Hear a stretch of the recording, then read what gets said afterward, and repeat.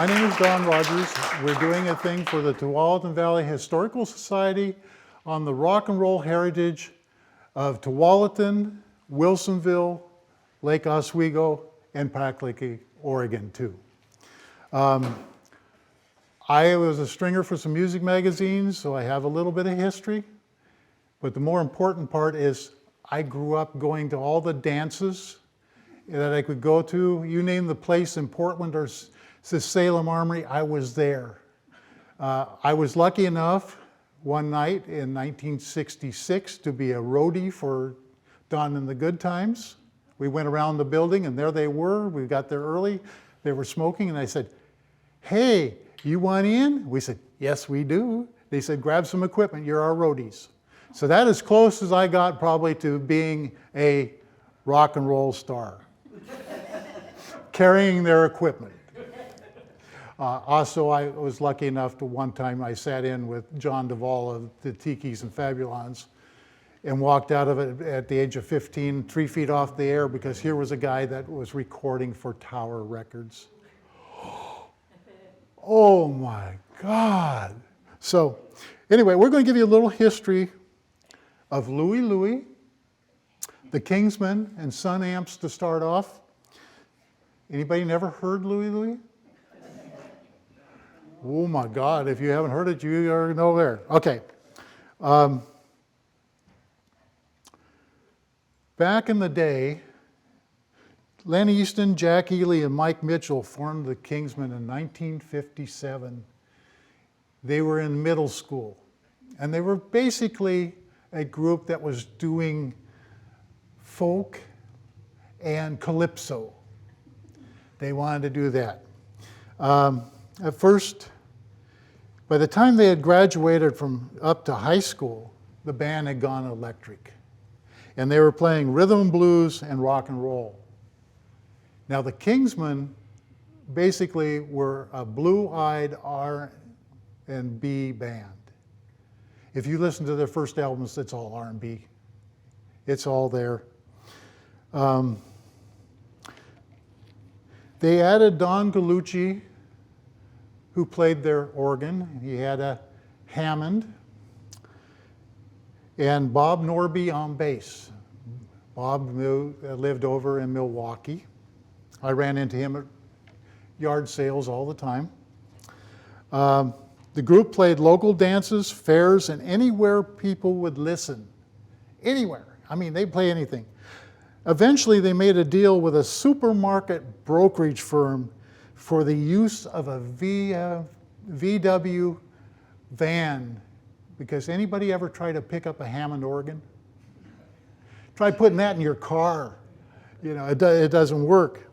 So one night they were playing at a Portland Teen Club, the Headless Horseman. Anybody go to the Headless Horseman? All right. Oh, great. Well, you'll find more in there. They met Ken Chase. Anybody know who Ken Chase was? Ken Chase was a musical director for Kiss and Radio, besides being one of the distant D-jockeys. He had a club called The Chase in Milwaukee. And for a while, that was supposedly where Louie Louie was recorded. No. In 1963, they achieved the status of house band for The Chase. That was a big deal. As a matter of fact, the old building's still standing in Milwaukee. In April of 63, Ken Chase helped the band go to NWI Studios down on Burnside. Anybody record there? Okay. They recorded a demo tape of four songs, of which one of them was Louie Louie. And Louie Louie was the last song they recorded. They recorded the song in one take. The guys were doing the song as an instrumental before that. But Ken said, vocals sell better. Okay.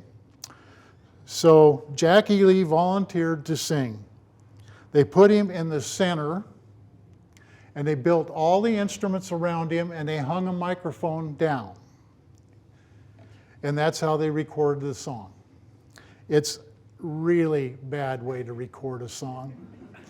And on top of that, poor Jack had just had braces put on his teeth that day. So the song was recorded, it sounded live, it was rough, it sounded live, and it cost all of $37 for the recording session. So think of that today. But it was 1 hour. You went in, you set up, you recorded, and you got out in 1 hour. The tapes went to Jerry Denon. Anybody hear of Jerry Denon? Jerry Denon owned Jordan Records in Seattle. He was also pretty much a crook. Jerry liked that Ken worked for Kissin' Radio and could push the record locally.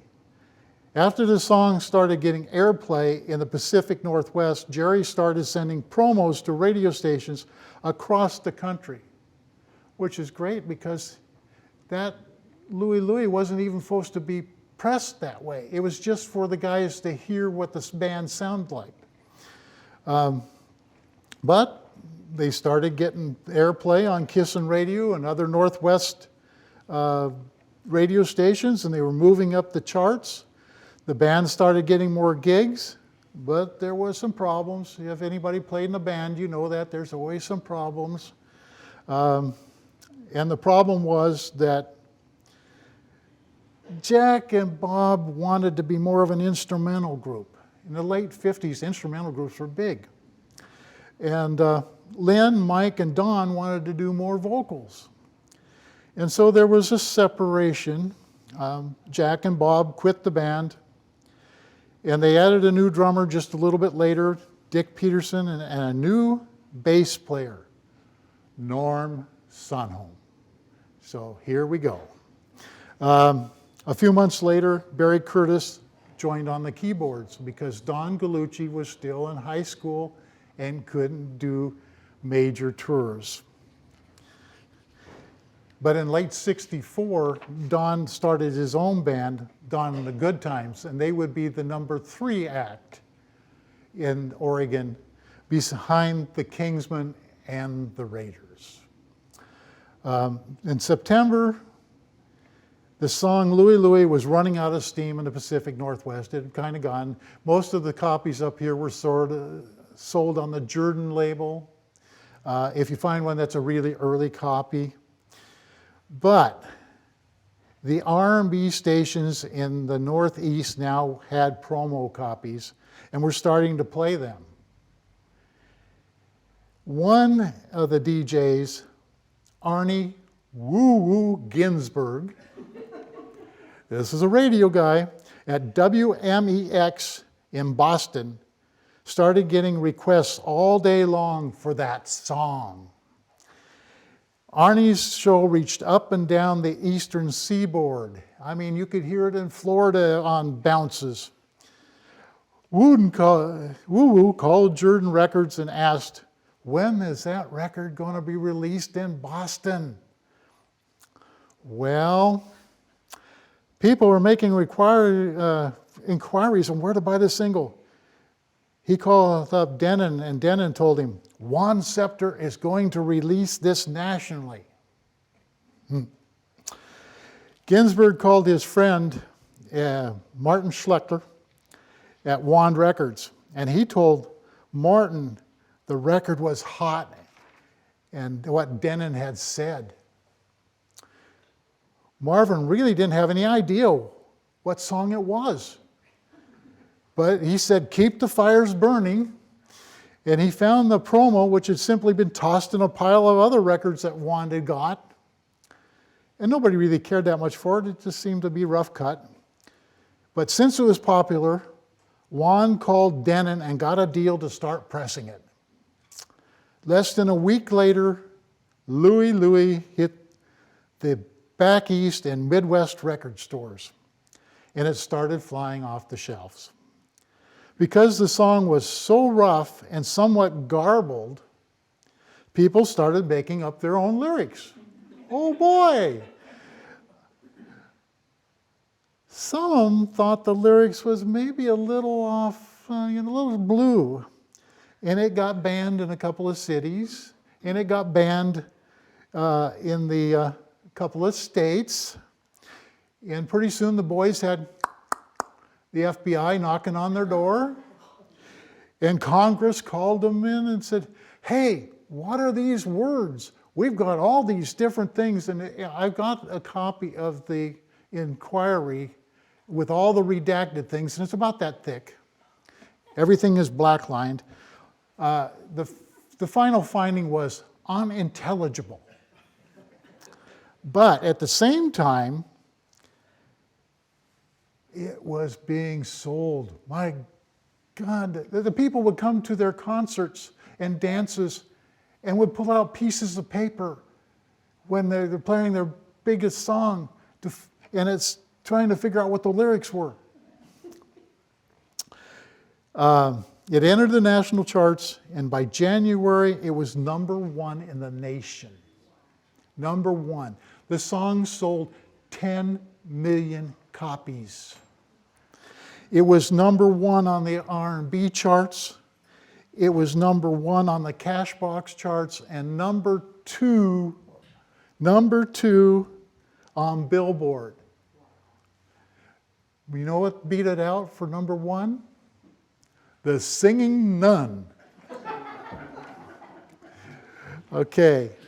From December 63 until September 68, the Kingsmen were constantly on tour. They appeared at almost every major city in the U.S. They were on tons of television shows, and they did one movie, How to Stuff a Wild Bikini. On these road trips, they would take 6 weeks on and 2 to 3 weeks off. And most of this time, when they were off, they were in the recording studios. So they were all over the place and getting done. On 64, they were toured to do shows in New York City. And they said, well, gee, we're going to be in New York City. Let's go see our national label, Wand. So they did. And they got to the front desk, and they told the receptionist, hi, we're the Kingsmen. She gave him a funny look, called the vice president, Marvin, up.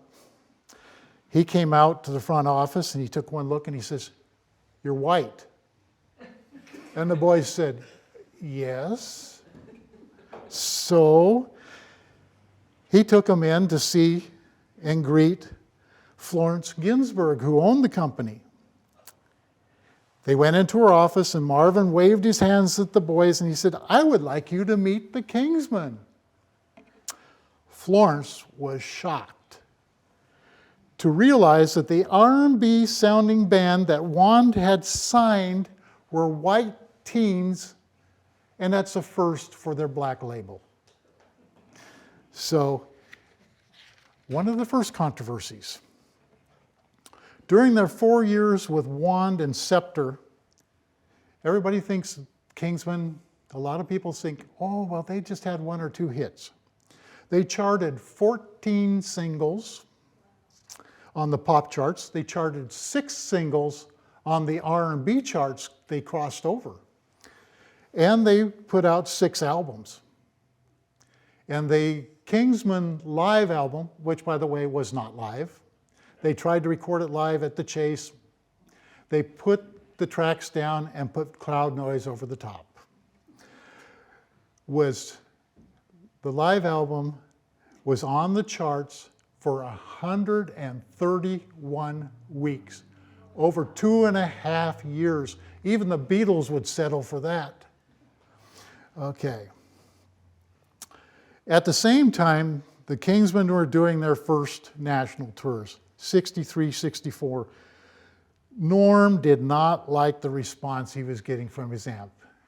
He was playing a bandmaster, and it just didn't have the oomph for the big areas they were playing. He needed more power. Reminds me of a television show. First thing he tried, he went out and he bought him some JBL speakers. And man, they made a difference. But he still wanted more power. So he went out, and in those days you could buy these hi-fi amplifier kits. So he went out and he bought one of those. And he had more power. He looked around, and all that was left of his old amp was the box. Hell, I can build boxes.